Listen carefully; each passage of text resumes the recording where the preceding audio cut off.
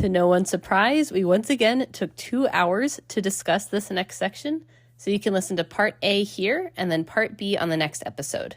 Hope you enjoy. So we just got back from our family reunion, and we had plans on doing a special pod with all the siblings in person. So you could finally hear Jordan. You could finally hear Jordan and see if he had any good thoughts. The moment everyone's been waiting for. I know, and you're going to keep waiting because our mother KO'd that right away. We had a jam-packed fun time all 4 days. She had mailed us itineraries printed out from Canva, and potting was not one of the listed activities. We could have stayed up late one night doing it, but we had so much fun. Couldn't possibly stay up late. Also, I never actually read the book. I don't think Jordan did either. So we would have had to talk about something else. Okay, so the book that we were going to do, it's actually an excellent read. Well, I didn't even read it. I listened to it. There's this guy, and he just reads the book to you. Whoa. And it was called The Paper Menagerie. Yeah, it sounds really good. Sam was telling me about it. Yeah, it's really excellent and very like thought-provoking. And I would love to do a mini episode, maybe just you and me, in the future. But I really liked it. So Okay. I'm kind of bummed that it didn't work out. Well, I mean, I think we can still do an episode. I'll just need to read it. Yeah. So we can make maybe it we can do that. Yeah, in the future. Yeah. While we So had what were your... Oh, go for it. I was going to say, while we didn't have our 4 Infinity Stones, Houses of Hogwarts, Pevensey Children podcast extravaganza, our oldest brother, Sam, stepped in again as our CEO, self-proclaimed president of Bookalicious, and started making more decisions for us. And He did. Changed the next book we're going to do, possibly. Have we decided? Well, you know what? So we had solicited feedback from our number 1 fan, Anna. Hi, Anna. And we had sent her, we do love you. And we had sent her an assortment of books because we want to do a throwback. And she had made a selection that she thought would be best. But for our tenants, we're not going to do that.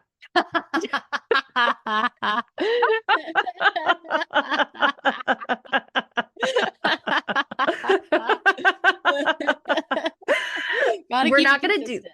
Got to keep it consistent. I think we're going to choose a book that wasn't even on the list. Was Sam's book on the list? Percy Jackson? I don't think it was on the short list. I don't think it was on the list. So is that the book we're choosing? Is that what you're saying? Well, I was thinking it was a good idea. It does make sense. I think it'd be a good book. I'm a little worried because I don't think either one of us have read it, and I don't want another lessons in chemistry. No, I read Percy Jackson, but like in middle school. I mean, I think it's a good book. It's like a good middle school book. Okay. So that's the level. And there's the Percy Jackson TV show. We always love to jump on the bandwagon. It didn't work out for lessons in chemistry. Maybe Percy Jackson. What I liked about Lemony Snicket is that you have the sibling motif. And I liked that. That was fun with The Lion, the Witch, and the Wardrobe. Yeah, that was fun. Well, we just need another 4 sibling book again. Or we could do both. We could still do Series of Unfortunate Events. Series of Unfortunate Events, I always imagined myself as Violet, you as Sunny, and Jordan as Klaus. No, Sam. Is Sam Lemony Snicket? Or Count Olaf? Sam is definitely Count Olaf. The eyeball tattoo on his ankle. Terrorizing the 3 kids. I think we need to read it now. We can do 2 throwback books maybe at some point. Okay, so maybe we do Lemony Snicket first and then we go back and do Percy Jackson. We can do either order. I don't know. I mean, we can do those books in 3 parts each. That won't be hard. 3, Yeah.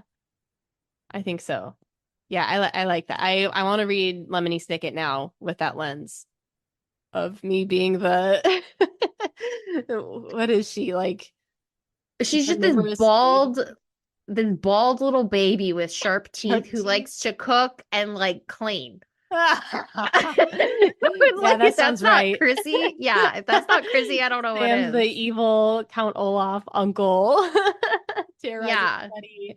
I always thought of you as Violet, also, like yeah. inventive, saving everybody. Oh my I God. know. Wow, what a compliment. Well, thank you. Well, you had to have an upturn after being called Edmund for I know. the Chronicles of Narnia. Well, Edmund's the dark side of me, and Mm. Violet would probably be like the best of me. Did you ever watch the Netflix series of Lemony Snicket? I did. I really enjoyed it. I thought they did a fabulous job on making that series make sense. I thought it was really good. I don't think I ever actually finished it. Maybe I did, but The I really show or the the books? show. I did finish the books, but I read the last book so far after the rest of them. The books get to, I mean, talk about a spaceship. We're not even trying to make sense anymore. We have whole books of spaceship, like entire novels. And I even read like a synopsis afterwards being like, what happened? Because I don't really understand it. And even the people on Spark Notes and like the reading people, they were like, we don't know what happened. It didn't make sense. I remember really liking them though, in like elementary, middle school. Well, they're definitely very fun and absurd, and I really enjoy that level of humor. Yeah. So that part of it is like throughout, but in terms of like the actual plot and content, the author Lemony Snicket, he does not land the plane. But I think he was actually part of the show. He was like an EP, executive producer. Oh. And a lot of people were saying this was like his second chance at trying to make his story make sense. Oh, very interesting. And Mm. so they added like the spies from the beginning Oh, that's right. versus layering it in later. Yeah. And basically it was like two plots happening at the same time. You have the spy plot and then you also have the children plot. Oh, that makes a lot of sense because I remember reading it and like I was kind of confused, but I just figured I had missed something. I think that's what a lot of people thought. Yeah. But then they got together and they realized It it's wasn't not us. me. Yeah. It's not me, it's you.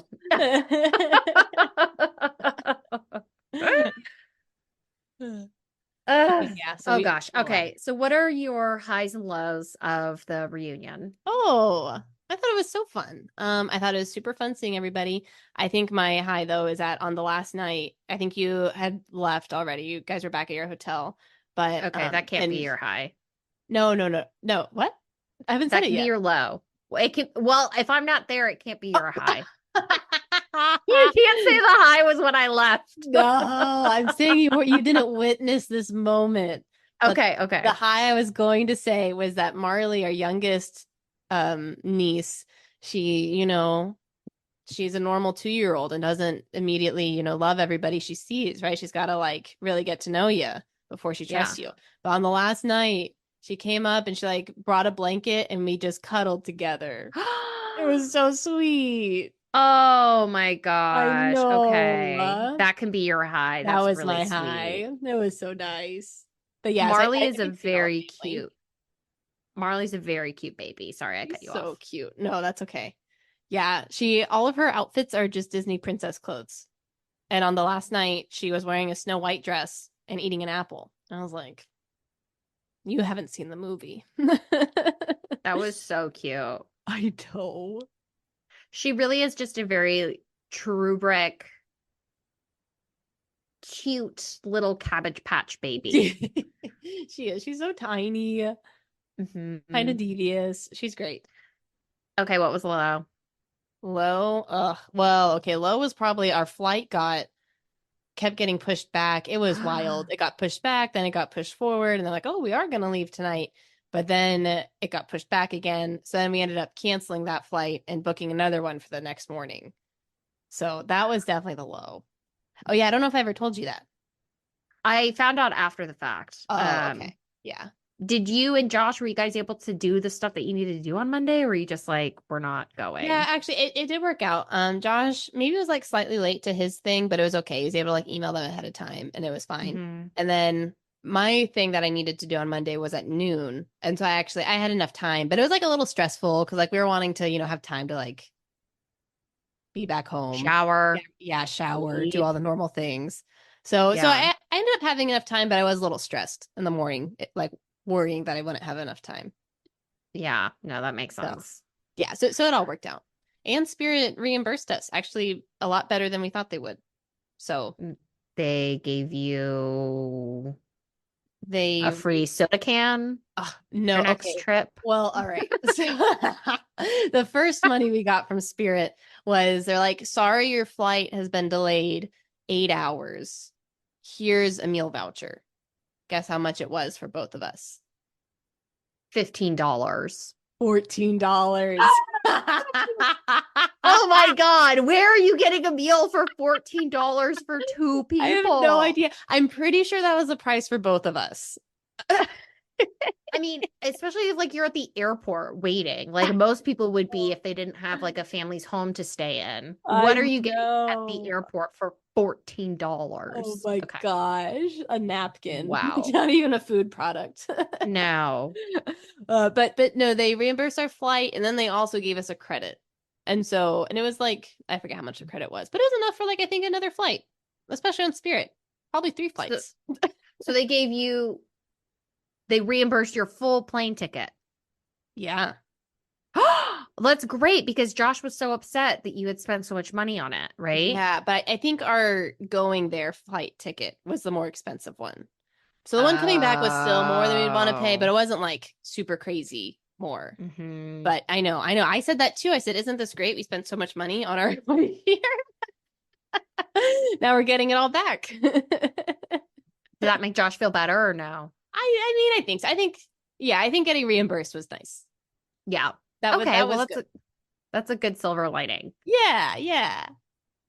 So it worked out. Those are good highs and lows. I think my high was visiting Raccoon Island. Oh my gosh, the classic Florida tourist spot. When I told Leah, I was Best like, that kept is the secret. most Florida attraction I've ever heard of. And then being there, and then like the swarm of raccoons coming to our picnic table and Wait, jumping. they Were came to our you there for table? that? No, what happened? Oh my God. So Chrissy and Josh were like canoeing or something, and me and Ben, my nephew, we were team picnic. So we set up the picnic tables and we were just sitting around because that's what we like to do. And it was like a family of raccoons. It was like maybe six or seven of them. Someone had like a box of Publix fried chicken. And this is the most Florida thing I've ever heard of. So they have this box of Publix fried chicken and they're walking around and then the family of raccoons smell it. So then they start following them. Oh, So then I guess it was like an empty box that they were done with it, whatever it was. So they walk over to where the trash cans are, and the trash cans are kind of in the middle of a field, which is odd. Normally you'd have trash can next to the tables, next to the pavilions, but because this is Raccoon Island, you need to, you need to have the trash cans like 100 feet away from where the people are.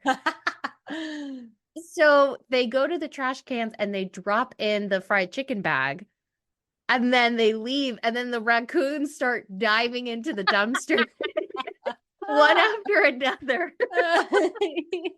And then after they grab their food, they run up to this palm tree. It was a very bushy palm tree and they just stay there and I didn't see them leave again. Oh So I my guess they gosh. because they're nocturnal animals, but Raccoon Island has turned them into these weird daylight hybrids. Oh my god. Mutant raccoons. Oh my goodness, that's crazy. Do you remember that one? I forget where I was flying, but I had that one story where the guy next to me on the plane was like, "Where do you keep your yacht?" or whatever. Yes. You're from Florida. This is the thing where it's like, "What do you like to do in Fort Lauderdale?" I'm like, "Have you been to Raccoon Island?"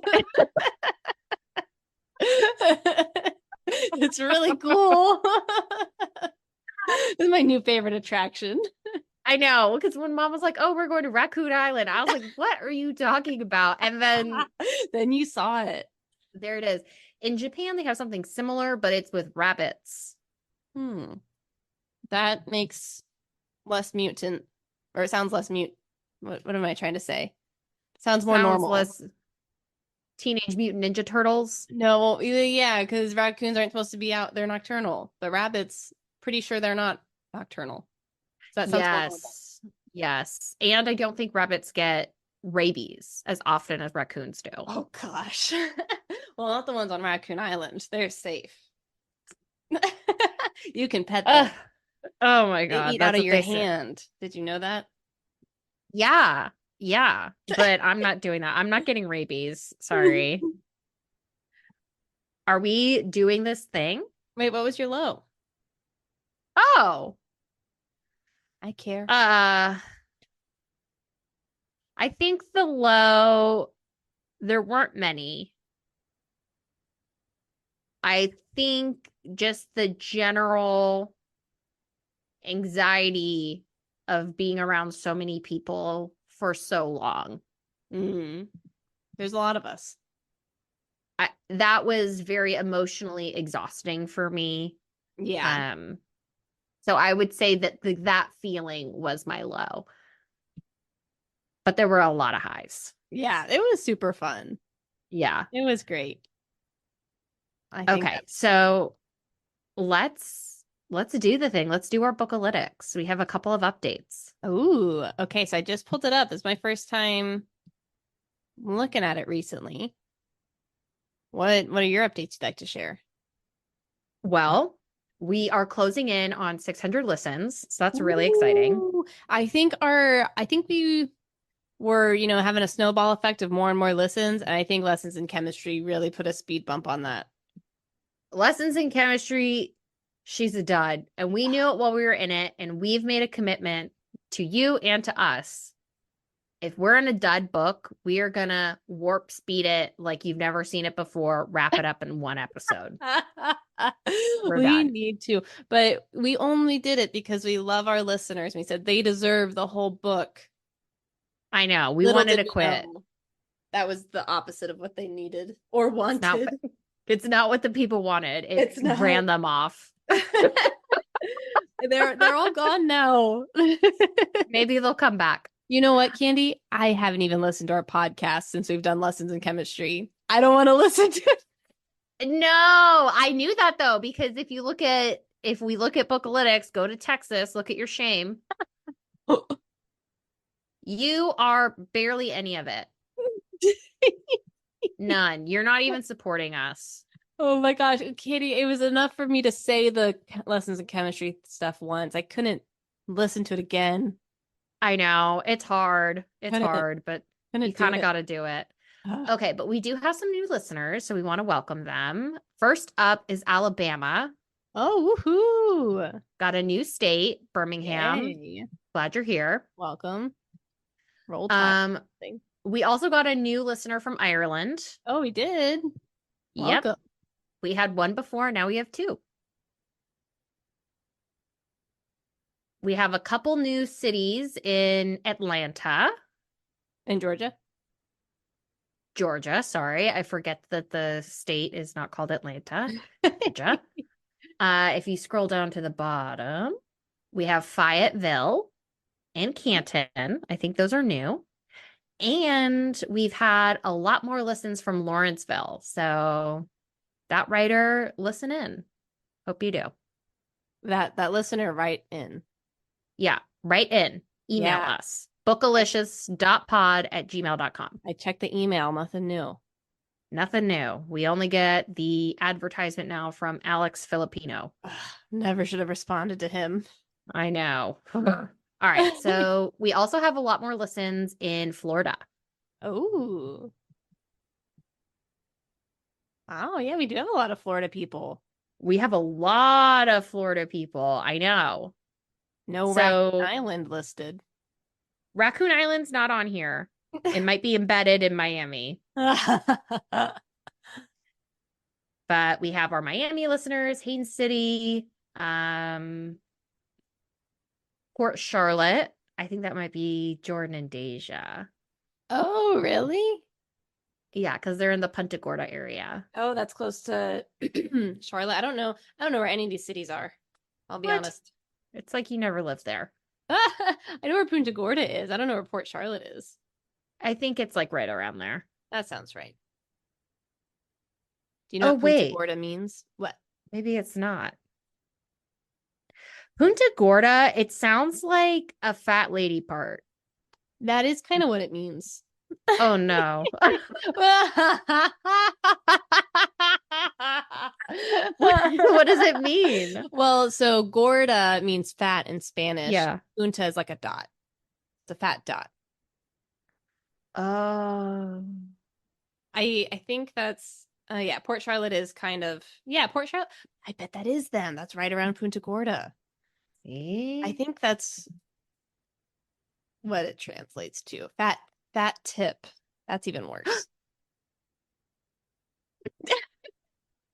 I Look at that one. How do you say that?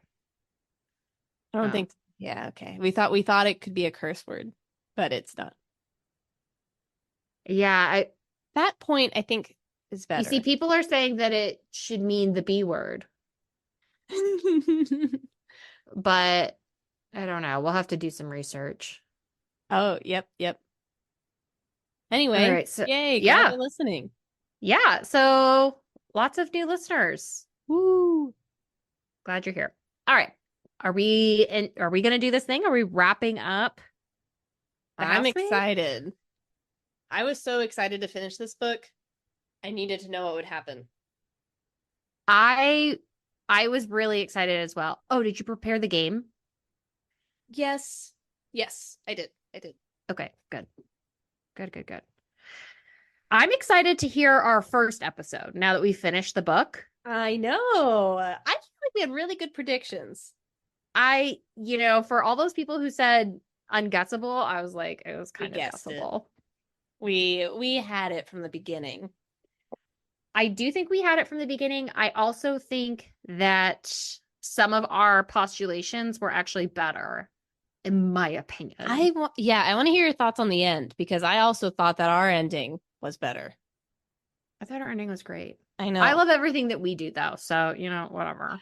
I know. We need to rewrite all these books. But first, welcome to Bookalicious. This is a podcast where two sisters chat about books we're reading. I'm Chrissy. And I'm Candice. And we are finishing The Housemaid by Frida McFadden today. Yep. All right. So, chapter 47. Do you have a summary for this? No, I did no preparation. I didn't know preparation either. I had read this so long ago at this point, too, because I wanted to finish I know. Okay, actually, no, I think I know this one because I just tried to reread some of these. All right, so Okay. chapter 47 opens, and Nina is in the attic. She's been in there for 24 hours, and at this point, she's like, this is my life now, whatever. And each time he puts her in there for some sort of punishment. And so this time, her transgression was spraying too much air freshener, even though it was the same amount she always did. And so her punishment was that she had to pepper spray herself. And she had to keep her eyes open or it wouldn't count.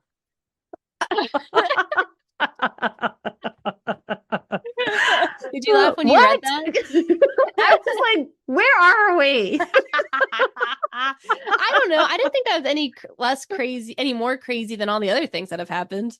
It's just the continuation of like the insanity where you're like, okay, you don't have to just pepper spray yourself. You have to keep your eyes open. He's gonna be like, you have to sneeze, but keep your eyes open. Lick your elbow. Yeah, lick your Don't leave until you've done it. That's what I'm saying. I like these things are just like insane. I don't even know how he would know. How did he think of this? Okay. So anyway, so she's in there and she's over it, but she realizes this is just what she has to do. And when she's up there, she looks out the window that's painted shut and she sees Enzo, and Enzo sees her, and Enzo gets upset. So he marches into the house and marches all the way up to the attic and says like, I'm gonna get you out of here. And he's like ready to beat down this door, which he probably could do because everyone always says he's so strong. But Nina eventually talks him out of it and says like, this is gonna make things worse. You'll get in trouble. I'll get in more trouble. You just need to leave. And so eventually he does leave. Andy lets her out later that night. He buys her jewelry and nice dinner as if that could make up for it. And then she goes out of the house and sees Enzo and says, "Look, Enzo, I'm fine." And then Enzo's like, "I don't believe you. Tell me the truth." So she tells him the whole truth. And Enzo says, "I'm going to kill him." But again, Nina says, "No, no, that's going to get us both in more trouble." So then the chapter ends with them saying, "All right." Enzo basically promises to try to help her, but they don't have a plan. Yeah.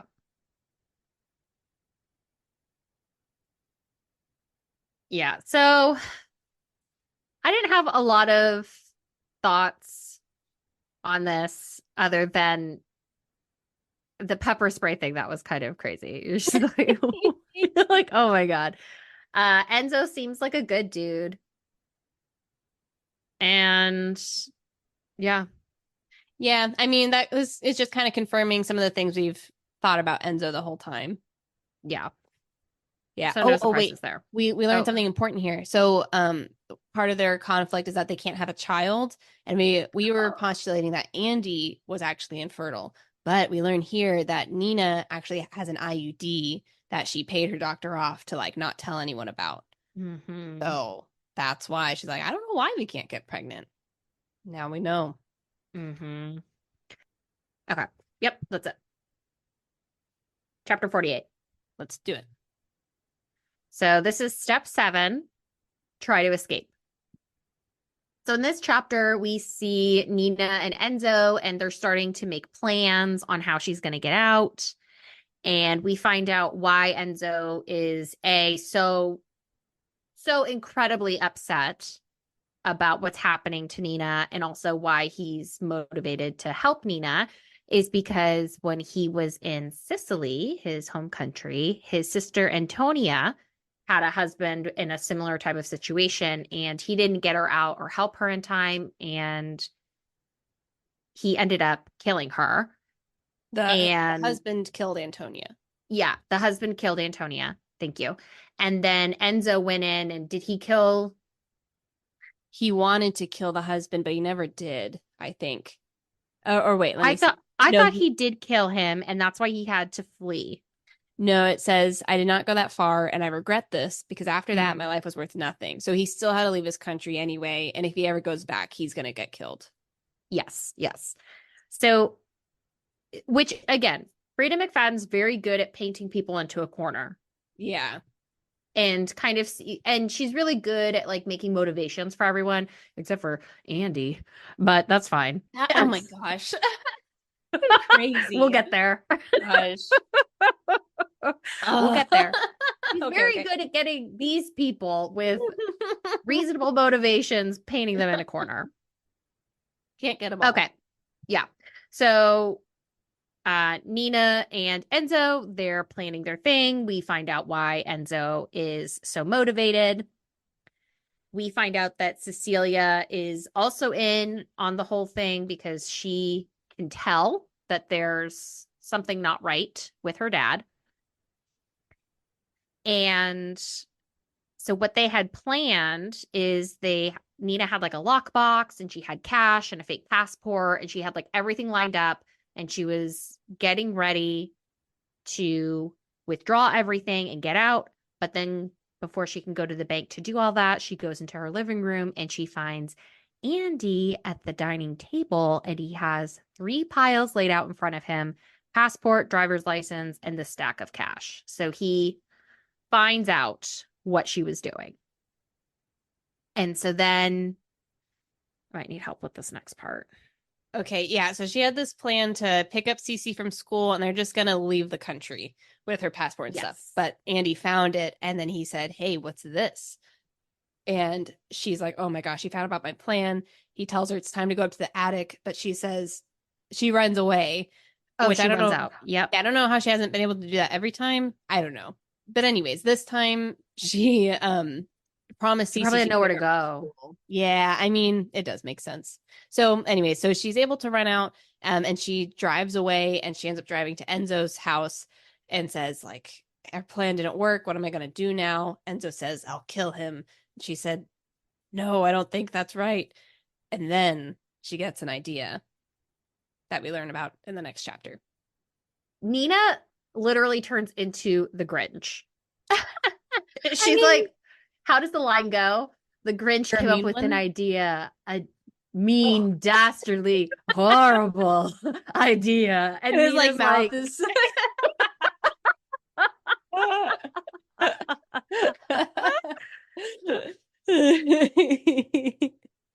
yeah. That is exactly what happens here. Yeah, she goes from like victim trying to run away to like I got something even better. Even better, plan B. Yeah. Step 8, find a replacement. Ah, that Chapter was our that 49. was our theory. Okay, anything else from chapter 48? No, I guess the one thing with Cece not liking Andrew, I remember us talking about it. I can't remember what our assessment was about it. I think I thought that she thought he was a good guy and you thought that she was in on it. I can't remember though. I don't remember either, but this is in this chapter, it's where it says that Cece doesn't know what Andrew does to Nina, but Cece knows that sometimes when Cece does something that Andrew doesn't like, that Nina disappears for days at a time. So, Mm-hmm. yeah. So Cece, we never get Cece's origin story of why she little demon. We do, we do. We do? I think so. I don't We'll know. see if we get there. Yeah. But I did underline this, and this is about Cece, and it says she won't say the words out loud. This is what I underlined, but she hates him. Oh, yeah. So, so I think one of us had postulated that she was kind of like in on it, like playing nice, but not liking him. And one of us was dissenting, but I can't remember. But anyway, who cares? Yeah. I thought yeah, it doesn't matter. Well, when we re-listen to it, when we start liking our podcast again. We should just drop the next lessons of chemistry episode and just get right into the Housemaid. I know. Well, we can talk about it at the end. Okay, fine. All right, 49. Go for it. Take us away. 49. All right. Step 8 is find a replacement. So this is her idea, dastardly idea that she had. And she knows she needs to find someone who's desperate, who won't want to leave the situation, and also someone who Andrew would like as a replacement. And so then she finds Millie Calloway, who's just the perfect person because she has a prison record. So she's very desperate, needs a job. She's also very beautiful. She looks good in white. She's young, probably can have kids. She's perfect. And we also find out that Nina hired Millie without Andrew knowing. So when he was surprised that first day, he actually was surprised. But Nina had been like building up to this for a few months or weeks by pretending she had migraines all the time. So she couldn't possibly clean or cook anything. The house was always a disaster. She said they needed help. She finds Millie. She puts Millie in the attic as her room. Andrew says, "That's your room, Nina." And Nina goes, "But where will your parents stay when they come visit us? We can't put them on the couch." And he goes, "Fine." And then Andrew really becomes okay with it when he comes home and he sees Millie and sees how beautiful she is. And it all works out. Yes. Yes. So my first thing, I don't know if is that everything? Yeah. Oh, wait. But also, okay, actually, also in this, we hear Nina's plan to set up Millie and Andrew and to make things happen so that they'll want to have an affair. Yeah. So if we were watching like a movie or a series, this part of the book is basically redoing all of the scenes of Millie and Nina, but now getting the why Nina was so crazy. Yeah.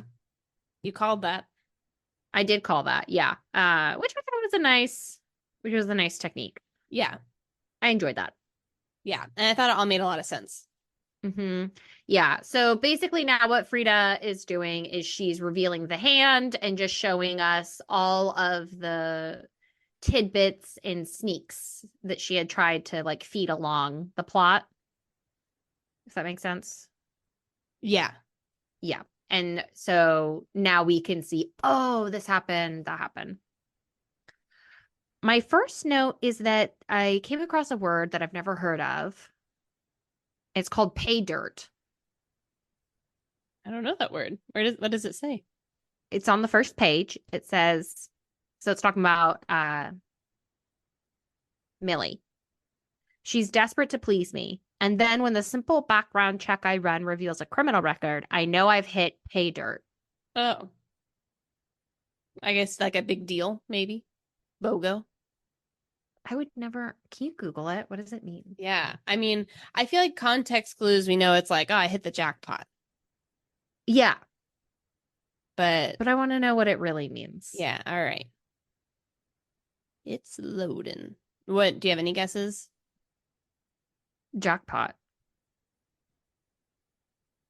Okay.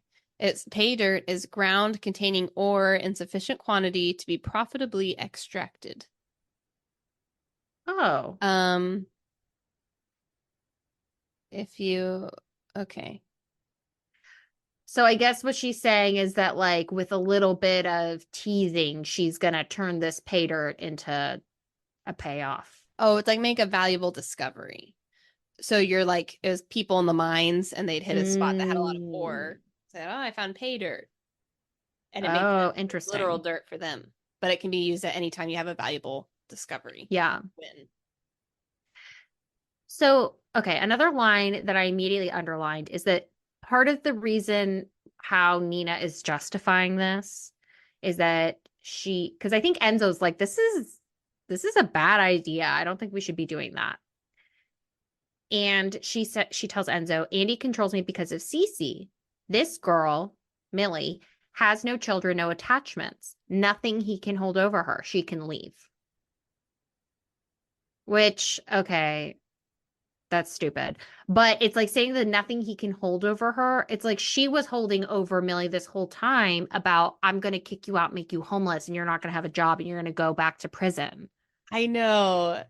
Yeah, I mean, I think Nina's just trying to logic her way out of it because she wants to get out of it. I don't think she really wants someone else to suffer it. Although, actually, later, I think she kind of does. I don't know. We'll get there. Yeah, I was kind of like, this is kind of weird. Doesn't make sense. Frida's losing me a little bit. I feel like it would have made more sense if it was what we had said, where Nina is going to get her in there, but then help Millie get out and like frame Andrew.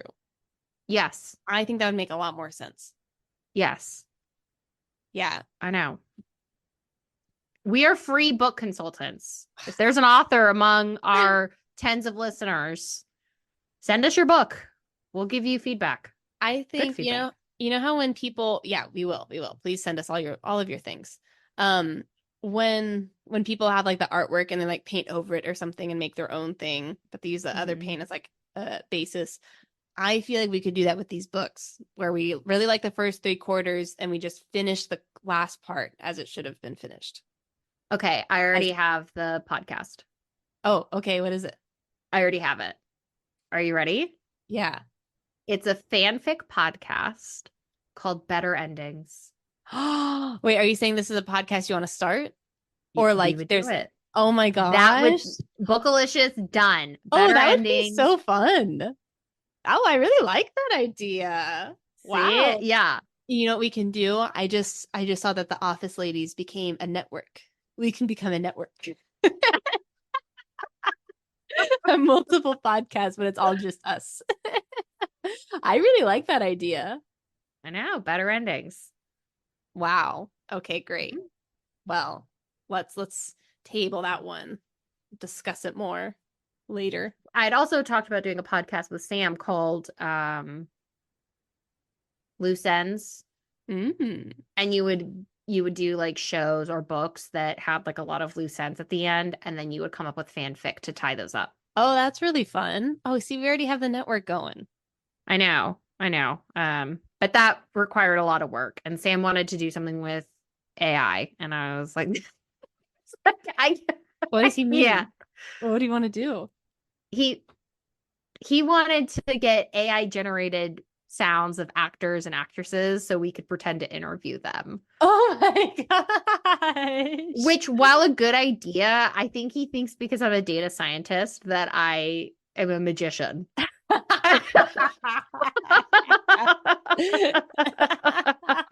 And I was like, I can't do that. So oh my gosh. At least not for cheap. I bet there's yeah. something that could do that. Yeah, I can't be doing a free podcast magicianing my way into stealing the likeness and sounds of famous Yeah, people. there's got to be something against that. That's what I said too. I said, this feels like a lawsuit. Illegal. And Sam was like, we'll get started and see what happens. And I was like, that's why you're Count Olaf. He's gonna have me do all of the The dirty plagiarism work. from my IP address. And then he's gonna say it was my idea when the feds come knocking. He's And like, he'll I be like, thought I those have were a the real family. people. Yeah. He's like, I had no idea my sister was so cunning. Where did she get this brilliant idea?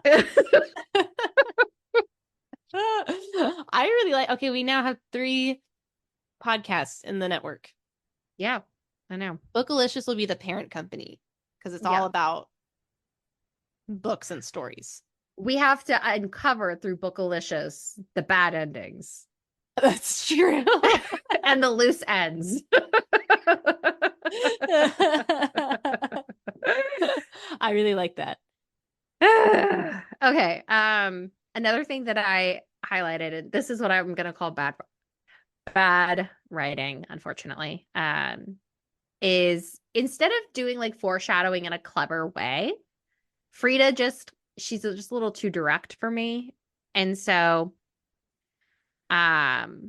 she's talking about how she hired this PI to investigate Millie, and he gave her all the information that she needed, that Millie had gotten fired from her last job. They were close to calling the police on her, that he's living in her car. And he tells me one other tidbit that changes everything. And then she like goes on and she doesn't say what it is. And you're just like, okay, well, what is it? Did you know what it was? I had no idea. I saw that and I was like, Frida, if you're gonna tease it out like that, you might as well just say it. I didn't know what it was either. I feel like she's been doing that the whole book, though. You know, like it's very clear, like we knew she was going to be in the attic. We knew Yeah. like their relationship was going to fall apart. Like she isn't being subtle with a lot of like the big plot points. I think I would agree with that. And I think it's because she's not a writer by trade. You don't think that's like a tactic to be like, oh, you want to know what it is? Like it's to keep you engaged. I think it is, but I think like a higher quality writer is able to do it in a way that is not so in your face. Yeah. They're able to kind of like string it in. This is Very obvious. right in your face. Foreshadow, you know. What could that be? I have no idea. Yeah, that's definitely true. Mm-hmm. Okay, one of the things I underlined is that when Andy's like, "Oh, she's in the attic. That's supposed to be your room, Nina." And Nina's talking about like, "Okay, how's this all going to work out?" And she says that Andy's parents have moved down to Florida and that Evelyn, his mother, is not enthusiastic about the idea because now they'll be away from Andy. I thought Evelyn's definitely Kathleen. Oh. It would have Yeah, been I was such a like, good, so good. spoiler. I know, yeah. Evelyn's not Kathleen. I know. She's I was just Evelyn. devastated. I know. So I was really like, I was bummed about that. But I did think, I was like, okay, she's Kathleen. Like we are hitting on all cylinders, firing on all cylinders. Every guess that we made is coming to life. People So need to hear our theories. I agree. So one thing that I liked about this segment is because Frida McFadden, she is we don't know what type of doctor she is, but something in the brain space. Oh yeah, neurology or something. Neurology, psychotherapy, something in that space. And so what I thought was very interesting is that how Nina is trying to do this swap is she's trying to psychologically trick Andy into associating Millie with his prisoner. Oh gosh. Oh, So I that's don't why like that. she's putting her in the little closet room. That's why she's having her clean and do everything nice. It sounds like she already had blonde hair. That's why she gave her her clothes. Yeah. Whoa. And I think that was very clever. And I really liked that. I guess so. I as a literary thing, yeah. Yeah. Yeah, I just thought it was like a clever like rationale for why she was doing all of these psycho things. Yeah, no, I think that explanations made a lot of sense. Like Millie needs to Mm-hmm. hate her. Andrew needs to get to the point where he wants to divorce Nina, and Nina Mm-hmm. makes all those things happen. Yes. Do you Oh, think we all also oh, yeah. oh, go I was for it. gonna say, do you think all these things falling into place is like realistic?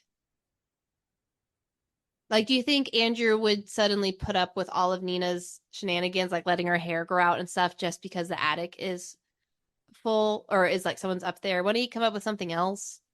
Or like tell Millie, like, hey, go take a vacation for 5 days and then put Nina up there? Yeah. Yeah. So I mean I didn't think of that, but now that you're saying it to me, it does seem a little unbelievable. I didn't think about that either till just now. I mean, in the one sense, it's not just that the room is taken, it's that there's another adult in the facility. So maybe he wants to be a little more sneaky. But I think more than that, to me, I think why I accepted it and didn't even question it is because he was immediately interested in Millie. Mm, okay. And so he was distracted. Yeah. He's That's kind of on the hunt again. yeah. That's one of those weird things about Andrew where it's like at the one hand he totally locked Nina into his clutches, thought of Mm-hmm. everything. But on the other hand, he's also just like a blundering like fool, just kind of distracted by this new person who comes in and totally forgets what he was trying to do. I don't know. So Like that, okay, devil's advocate. What if, what if he was able to trap Nina in because she didn't know his ways? But when you know his ways, he's actually very predictable. yeah, that's possible. And now, because that's kind of how I took it, is that now she knows him and she's been through his cycle so many times, she's been able to identify the pattern Yeah. of what he does. But I agree in the sense that Andy is the most one-dimensional person in this book, which is a big bummer. I know. And you're right. It does seem like he's both the bumbling fool and the most manipulative person in the world. Right, So the how evil can you, mastermind. yeah, you can't be smart and dumb. Yeah. Yeah, and he just like flips between them so abruptly. Yeah. I don't know.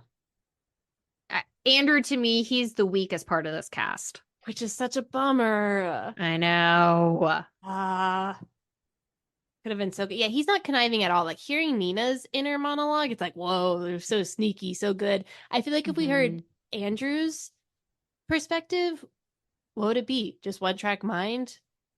Can't believe Nina He'd just did be that. like, he'd be like, I wonder what stupid thing Nina did today. How am I gonna get her up in that attic? Oh, look, Millie's here. Oh my God. Yeah. Who's that? She's already in the attic. That's even easier. All I have to do is lock the door.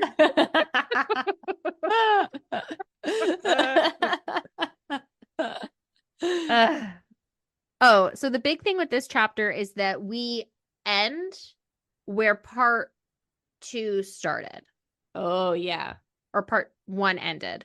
So now we're all the way to Nina and she's in the hotel, right? Yeah, yeah. So Nina she's thought back to how she got here, and now she's here. She's in the hotel, she's free, and she's like, Mm-hmm. I can't believe I'm free. This is amazing. And then guess who knocks on her hotel door? But our guy Enzo. And Enzo was checking in to make sure she was okay. And then the moment they've both been waiting for forever happens. They're alone in a hotel room and they make love. And Nina's like, ah, amazing. And then at the end, Enzo's like, hey, you left a girl in the attic. You should fix that. And she's like, ah, what? And then, oh, I think the chapter ends with Nina saying, I'm not going to go save Millie. That's kind of it. Yeah. I don't see the part with Enzo coming in there. Really? But it's like the second page. No. Yeah, page 266. 26. What chapter are we on? Oh, it's not chapter 50? Yeah. We're in chapter 49. I thought we just did that one. No, we just did 49. Find a replacement. Yeah, 49. Yeah, we just did that. I didn't realize we started 50. When did 50 start? Well, you just kind of said that now we're at the part where Nina is now. I never actually said chapter 50. Oh. That was chapter 50 summary. Okay. Yeah, chapter 50, Nina's in a hotel. Enzo comes. They make love. Enzo says, save Millie. Nina says no. Yes. Okay, perfect. So when Nina and Enzo slept together, I was like, I thought he was like your brother. Yeah, is that what she had said?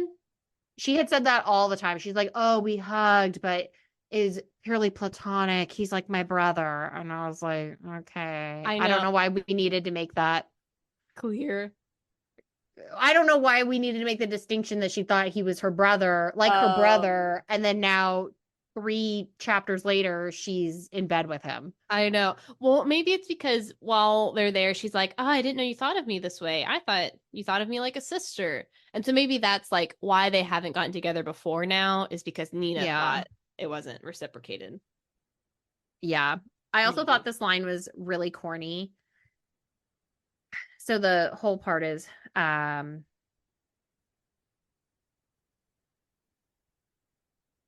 so Nina says to Enzo, I didn't think you felt that way about me. I always did, he said, from when I first saw you. But I try to be, good guy. I thought I figured you thought of me like a sister. And then he's like, sister? No. I don't know. I just thought that whole interaction was kind of corny. Oh.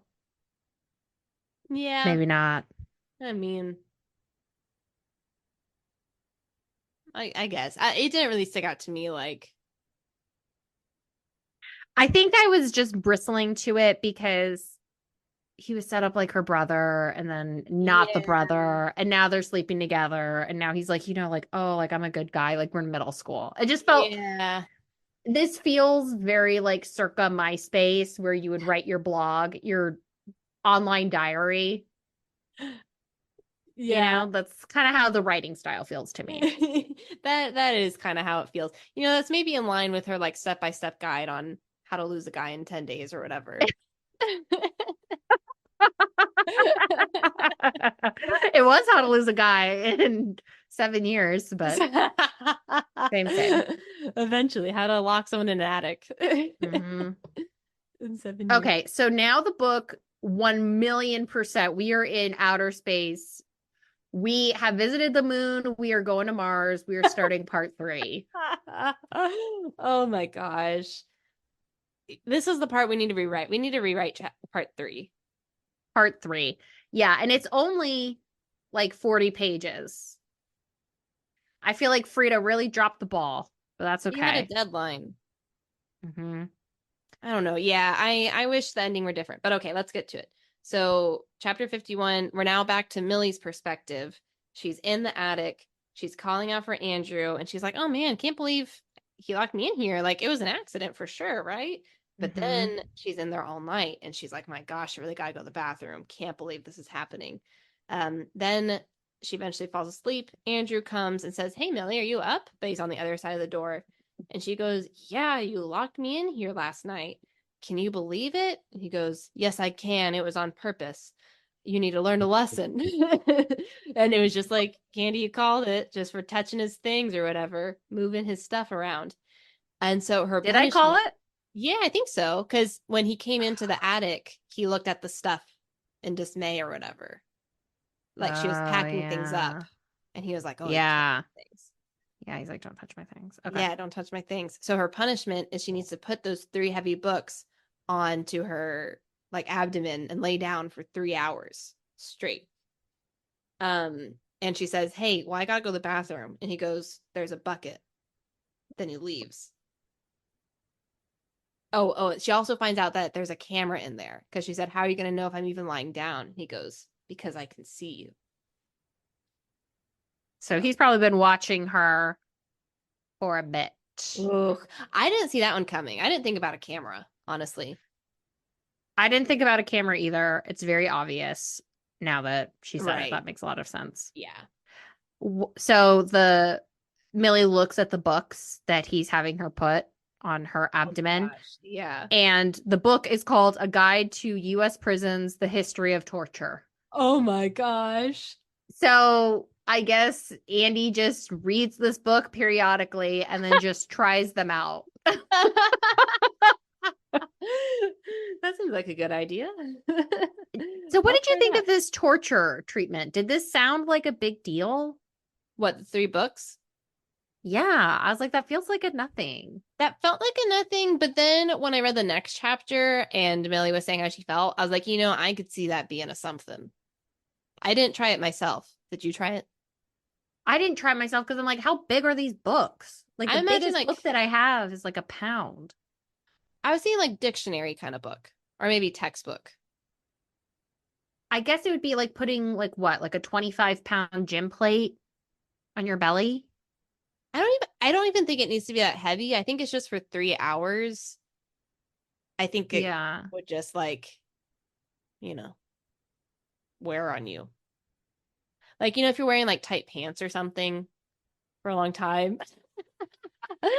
And then you have a line, feel uncomfortable. Yeah. Maybe it's kind of like that. Yeah, but right, Just right. But that's saying. not putting pepper spray in my eyes. Well, you That's got kind to of why I start was like, low. Well, that yeah, Andy's first thing was she had to pull hair out of her head. That was Nina's first task. well, and maybe that's part of the torture is that it's like small commitments, trying to Yeah. get you used to like every time you go in here, you just do what I say. Yeah. He read that book cover to cover. And we didn't read it, so we don't know. Yeah.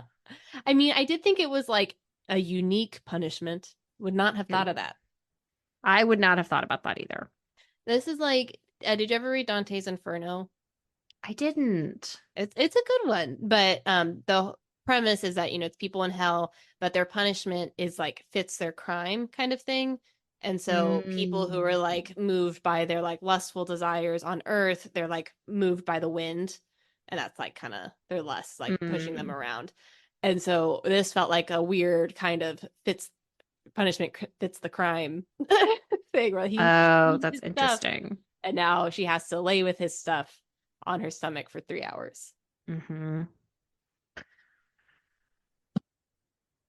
All right, 52. So in part three, we're getting whose perspective it is on every chapter. And that's because in the remaining part of part three, it's going to start flipping back and forth. Yeah. But we pick up with Millie, and it's been an hour since Andrew told her to put the books on her belly. And at first, she's like, I'm not going to do it. This is ridiculous. There's a line that says, this isn't italicized prison. She's like, maybe she can get out through the door. Maybe she can get out through the window. Um, Millie tells Andrew, hey, I did it. I'm done. And he's like, you only did it for about a minute. You didn't actually do it. Well, oh, okay, yeah. Mm-hmm. Keep going. Oh, never mind, never mind. You finish yours. I was gonna Okay. say the next part. I just realized you hadn't gone there yet. Oh, yeah. So then she's like, all right, I have to do this for real because she needs to get water. And she's like, whatever, fine. So she does it and she has it on her abdomen for 2 hours and 50 minutes. And she says, like, yeah, after she needed her water, she was like, all right, I'm going to do it. Then when she's done, she says, I did it, like, let me out. And then he said, I'm so sorry. You did it for like 2 hours and 59 minutes. So now you need to start over. Hmm. No. And then she says, "You're kidding me." And he goes, "Nope. Next time you'll just need to learn to conserve your water." She goes, "Next time." Yeah. So now she does the same thing that Nina did, where instead of just the 100 hairs, she does like 1,000 hairs. Instead of just 3 hours, she does 3 hours and 10 minutes. Yeah. She says it feels like she's been punched in the abdomen for the last several hours. So I guess that's what it would feel like. I underlined so after he lets her out, Andrew comes in the bedroom with a glass of water and she drinks it. It's gotta be And she drugged. says, yeah, she's like, it's got to be drugged. And I was like, girly, girly girl, it is. But we don't know yet. And then okay, let's see. So then it ends, and Andrew's like doing the whole shtick of like, oh, I'm going to be the nice guy now. And he gets her the water, and he's like, are you okay? Like, we're going to make this better. And then Millie pulls a fast one, and she pulls the bottle of pepper spray she found in the bucket Whoa. out of her jean pocket, and she Whoa. like pushes Andrew into the closet and sprays him with it. Yeah. Or I guess he's already in the closet. She He's sprays it with him. yeah. He's already in there. She sprays it on him. Mm-hmm. Wow. Okay, what did you think at this point? Do you remember? I thought the pepper spray thing was very clever. I like that. Yeah. I liked that. I thought it was good. I didn't really have a lot of notes. I thought this was a good chapter for being in Mars. Yeah. I know. Yeah, I thought this was a good turn with Andrew being locked in there. I was kind of surprised at this point that Nina didn't want to save Millie. I forgot to mention that in the last chapter. Because I really thought Nina was gonna go Oh. save her. But then we learned she doesn't want to. Yeah, Nina is she's Grinch. She She's is full super Grinch. Grinch. She only wanted to find a replacement and leave. That's it. That's it. So now this chapter 53 I thought was kind of wild. All right, you want to summarize it? I forget what happens here. Oh, Okay, so we flip back to Nina and we find out what the extra piece of information that was blatantly foreshadowed a few chapters before. So we find out that Millie was sent to prison for murder. Whoa. And we find out that Millie has a history of attacking men who assault women. Perfect. Ever since grade school. So now we find out that she's actually a trained assassin to kill philandering men. The perfect skill set. And we find out that Nina actually hired Millie not to be the replacement, but to kill Andrew. Whoa. We have passed Mars. What's the next one? We're approaching the sun. What's closer to the sun? Jupiter? No, actually isn't. Oh, no, Mercury is the closest. Okay. The order of the planets is Mercury, Venus, Earth. So going to the sun, Venus would actually be closer. Mars is the opposite direction. Oh, shoot. We said Right, a circle back. We did a U-turn. Which are illegal in Florida, we found out. Yeah, you can't do a U-turn anywhere in Miami. You can do it in space if you put your blinker on. So we passed Mars. Now we're where? We're Venus now? Well, we could go back to Earth, but we just drove right past it. We drove right by. We're in Venus now. Now we're in Venus. Okay. Very good. Okay. Yeah. Okay, I'm also like, if Nina wanted Millie to kill Andrew, I feel like Nina could have given her some sort of support or like, something. Like meet her in that grocery store or something, be like, hey, I know what you're capable of. You need to do it. I'm gonna unlock your true abilities, your true talents. Do what you're made to do. Nina planning Millie killing Andrew is so unbelievable. It's crazy. Insane. I don't even know what to say about it. You can't Yeah. even make it make sense. I feel like my biggest thing is if she either wants to, I don't know, let Millie just like suffer in there or not. She seems to be on both sides.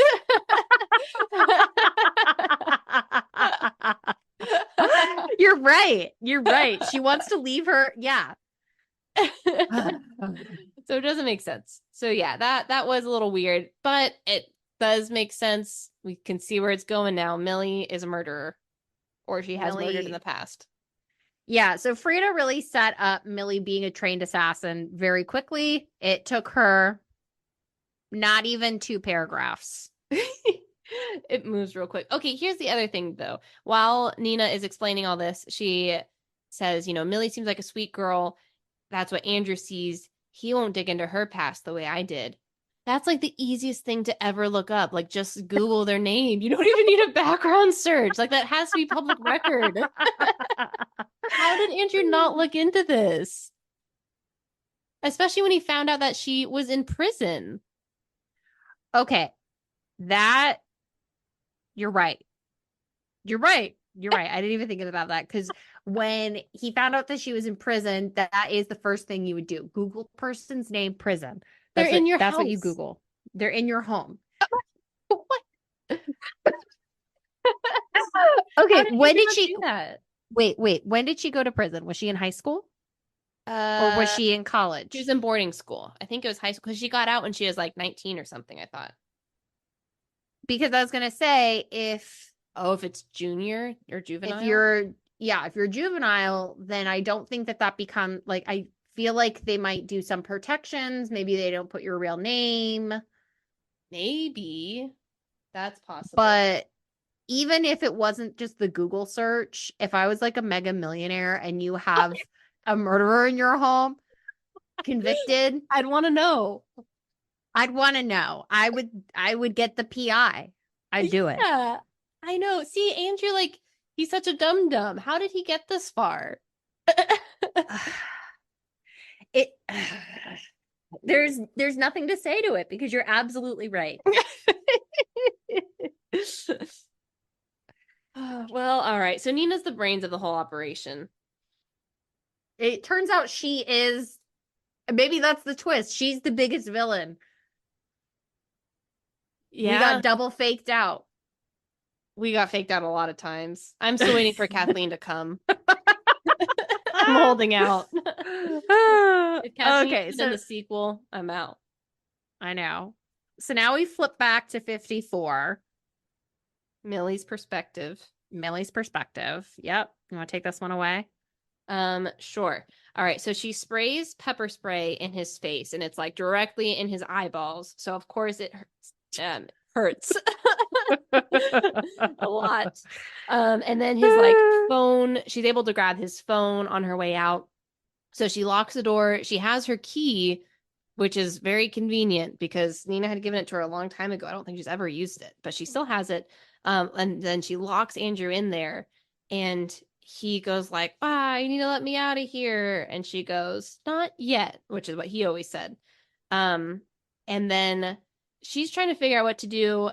And then she's like, I don't know. I guess I'll just leave him in there.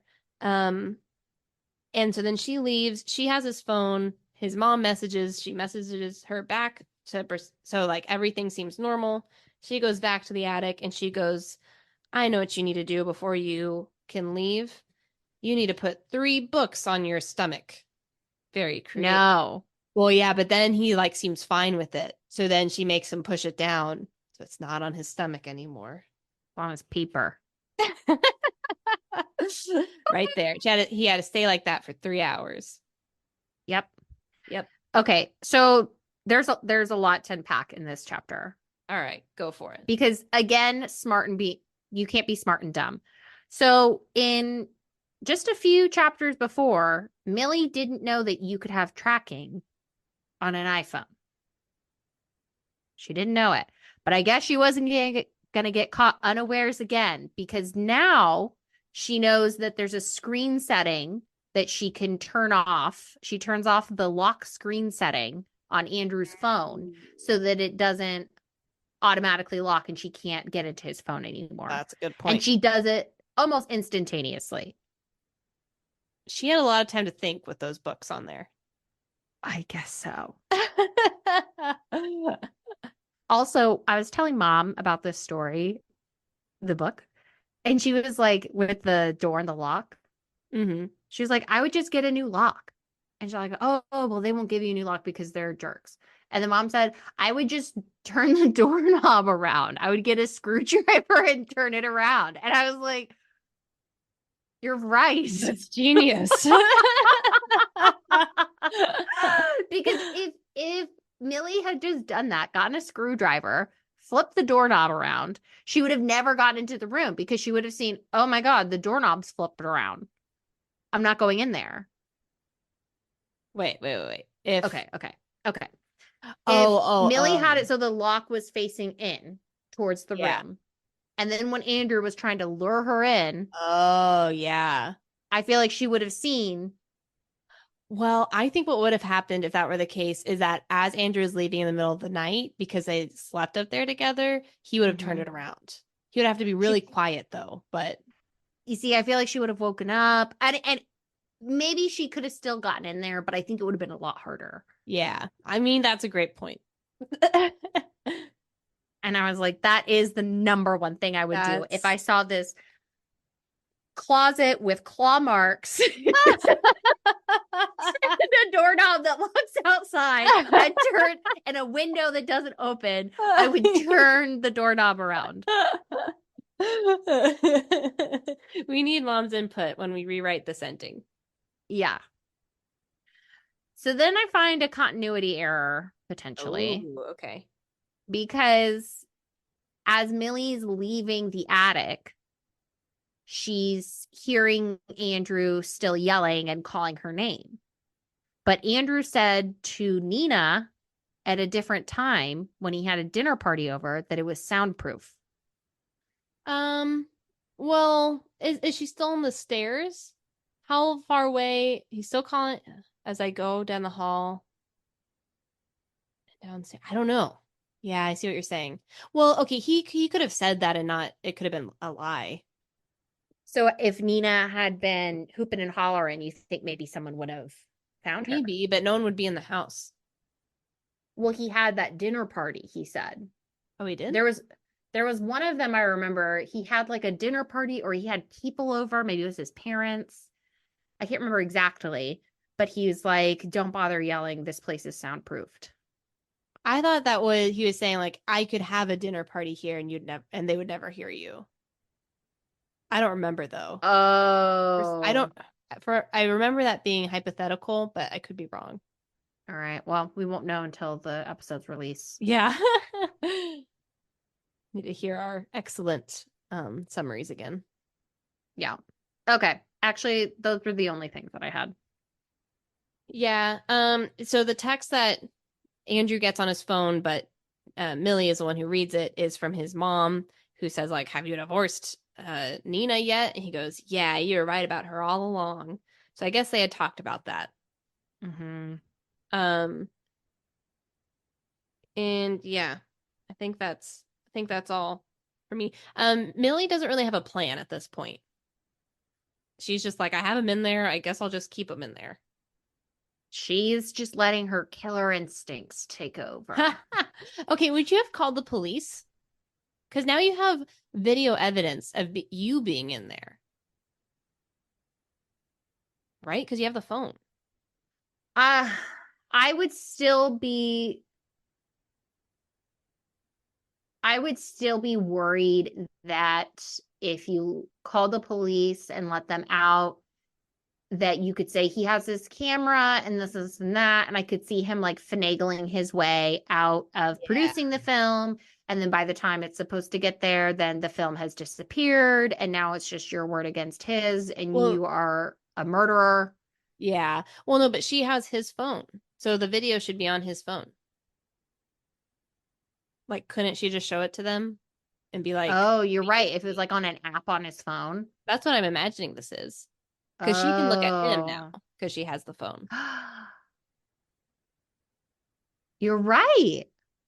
Right. Which I think part of it is like, okay, I would still probably be kind of scared though, because yeah, what if they do believe him over her? Like he could have, I don't know, you could finagle his way out of it, and now he's not in the attic anymore, and now she's in danger again. Maybe Right. they just say, you just locked yourself in this attic because you're a crazy person. Right. Like maybe Yeah. the audio is not super clear. I don't know. I mean, I feel like it is clear. Well, maybe it's not. Maybe she can only see him. She can't hear him. Well, yeah, because I guess that's what I'm thinking is that because he's never in the frame with Yeah. her. So there wouldn't be any video of him. And then if the audio's not really, it would have to be really high quality to be able to hear her. And then if he soundproofed it to hear Yeah, the door, him through the maybe. door. That's probably it.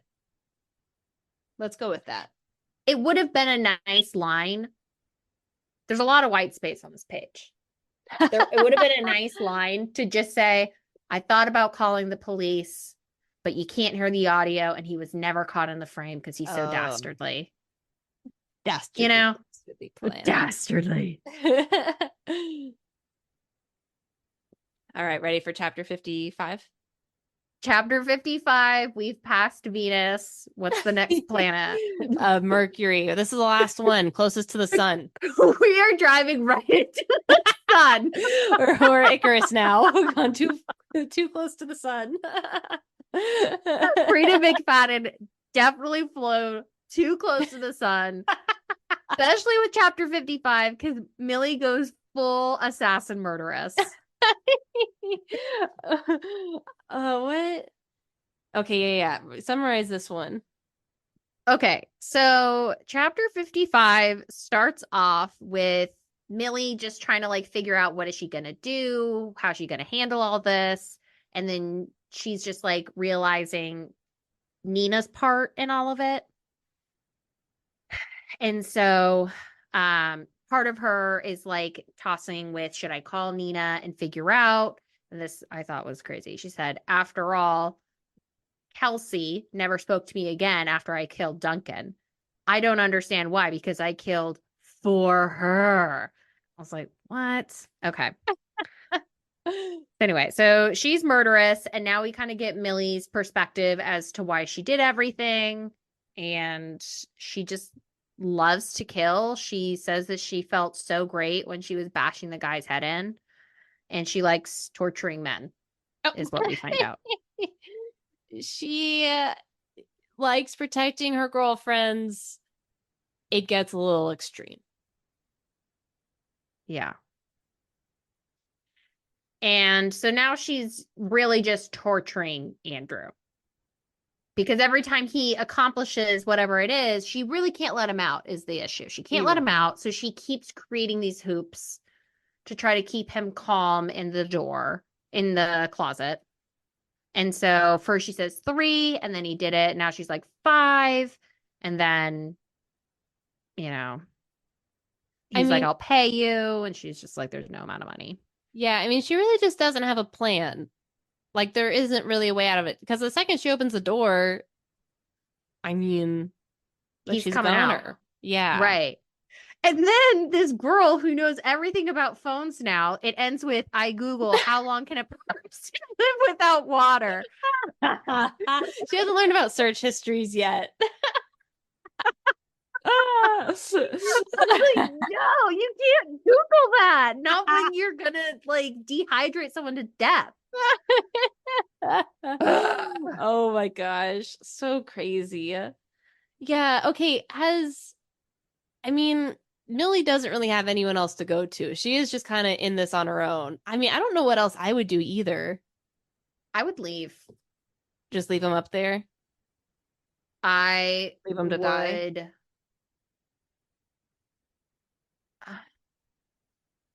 I would call Nina.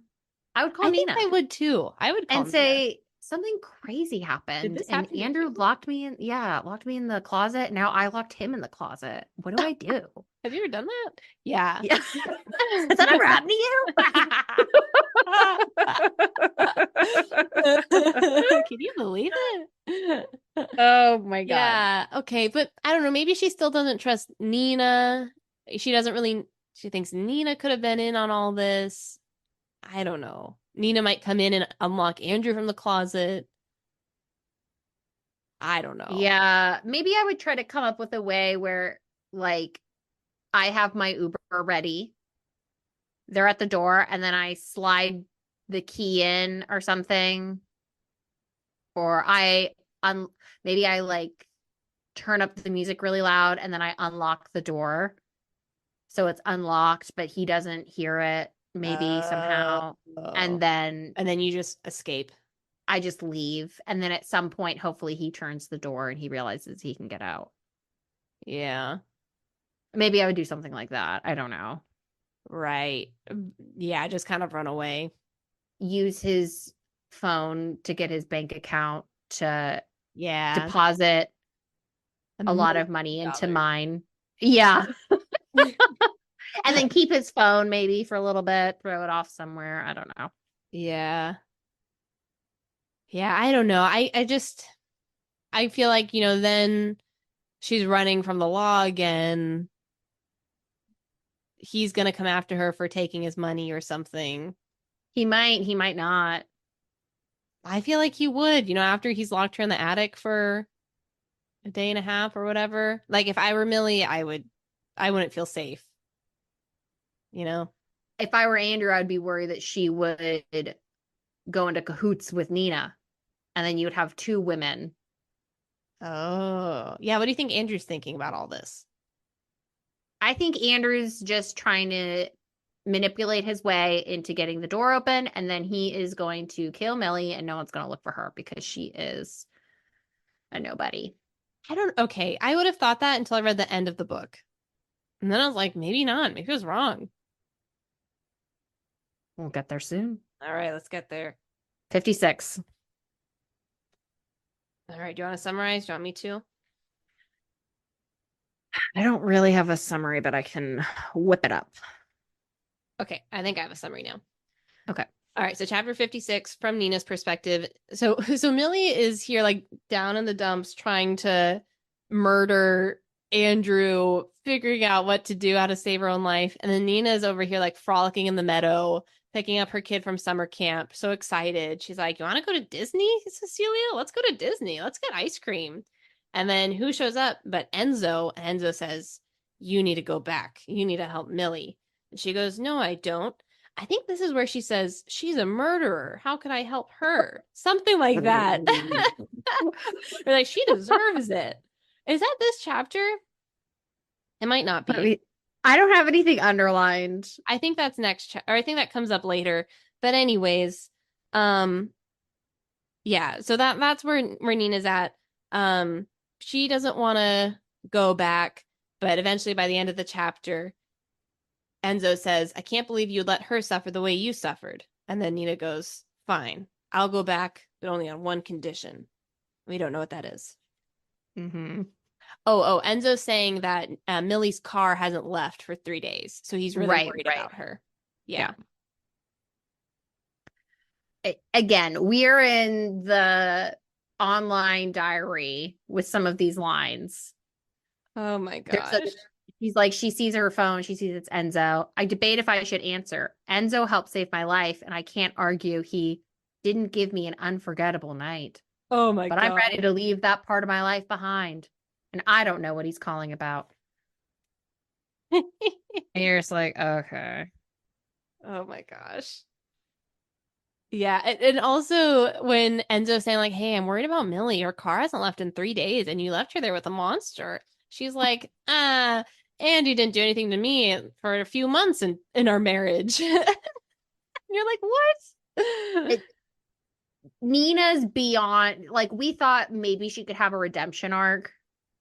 Yeah. No. I was so disappointed she didn't have one. Like, she's actually just mean.